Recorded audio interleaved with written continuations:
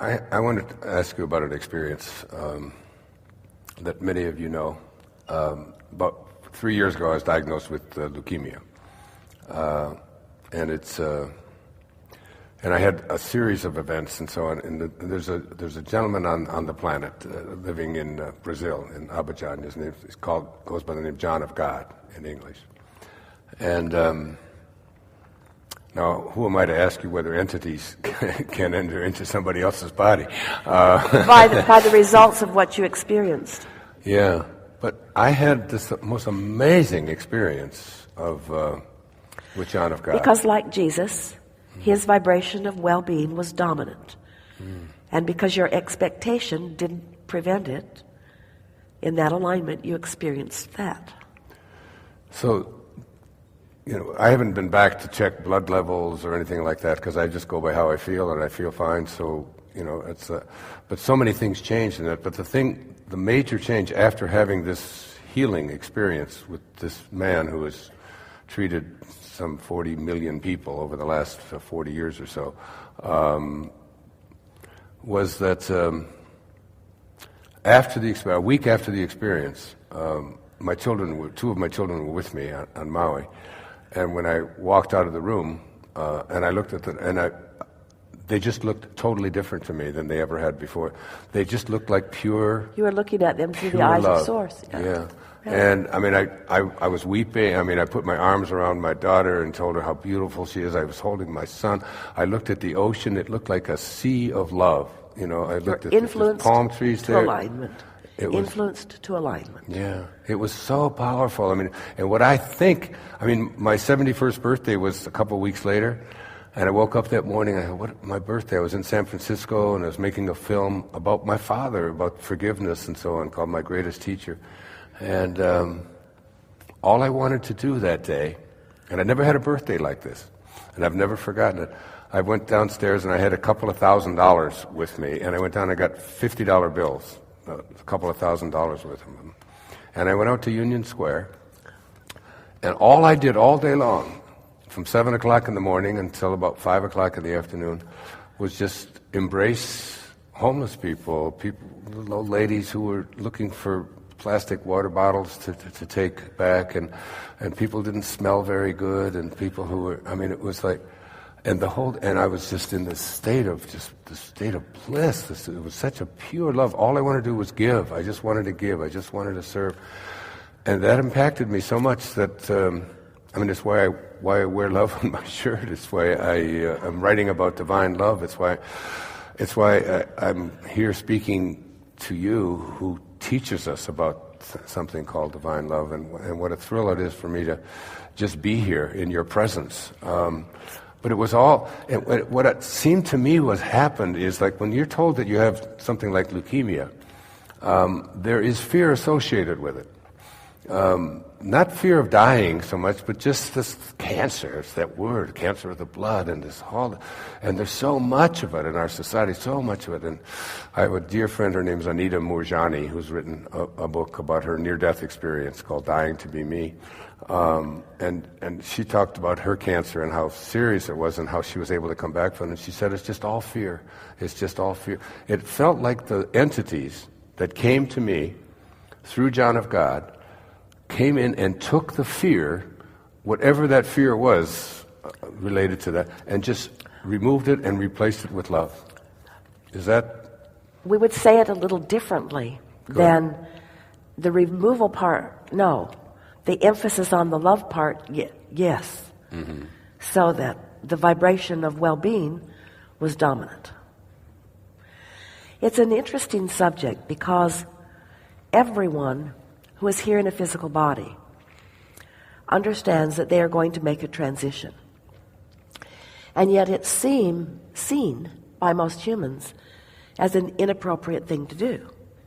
So right away, if some path of least resistance looks like it's taken you out, then you have some determination to make about how you feel about being here. In other words, we were talking earlier about the contrast. You know what you don't want, you know what you do want. And soon there can be a pretty wide gap there. But when you close that gap, it's a really wonderful rush. So we want to put healing in the category of everything else that we've been talking about and call it alignment.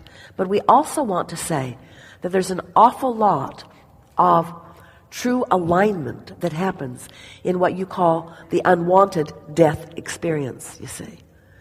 And so what it comes down to is you and your physical body just making a statement of what you intend. Because there is a trajectory, but you get to decide. As long as you're having fun and having meaningful experiences and are enjoying the way life is juxtapositioning you with other things, then there is no reason that you cannot continue to sift through the contrast and give birth to new intentions, and Source will support you in all of that, no matter what, you see. It really is your choice. And most, when they think of some of these illnesses, feel that they are without choice.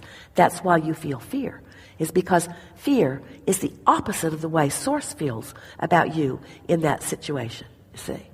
Fear is just the way you feel when you have a different opinion than the way Source feels. So, what did John of God do for you?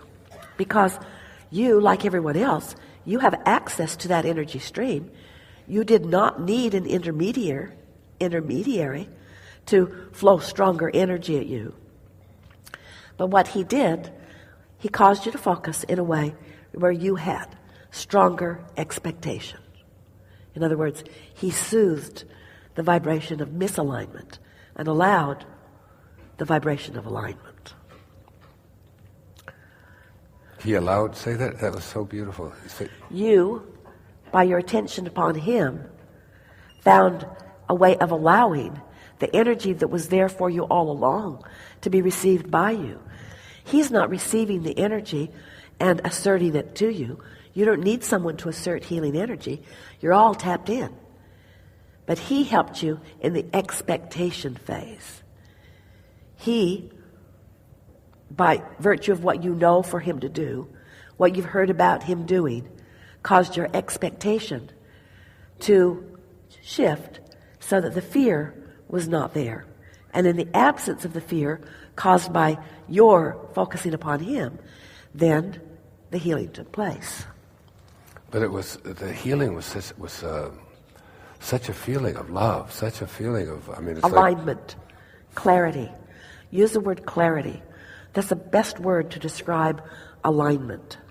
Clarity, knowing, unquestioning. Yeah? Yeah, it's one of the, and I can see clearly now. Yeah. It's one of the signature moments in my life. Well, because it felt like the stakes were higher. But the stakes are never high. In other words, you can be or do or have anything that you want. Source always has your back. It's just that sometimes when the stakes feel higher, you align more deliberately.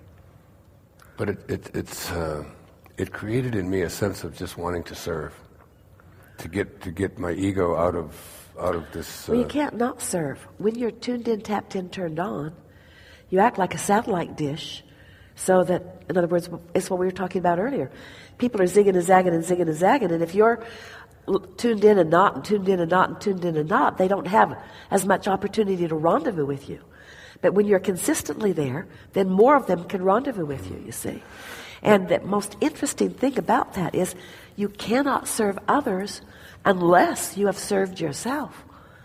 Because if you're not tuned into that energy, you don't have anything to give anyone. It seems, Abraham, that there's so much cancer and there's so much fear. There's so much disease in our culture, particularly in America, and there's so much fear. And I don't mean fear in the sense of being afraid of. Let's just call it momentum for a while. Okay. Just think of it as momentum, and then just watch what's going on around you, and notice the momentum, the perpetuation of momentum. But also acknowledge that in that knowing what you don't want, there's also a perpetuation of the solution. So even though the society is, for the most part, more in sync on the lower discs with the problem than they are the solution is in the process of becoming. And more like you will find alignment with it. You see? And so if we can get this fear out of our but you have to this think about misalignment out, that you think the cancer rates will go down? For sure. But you found a really good way of saying that right away.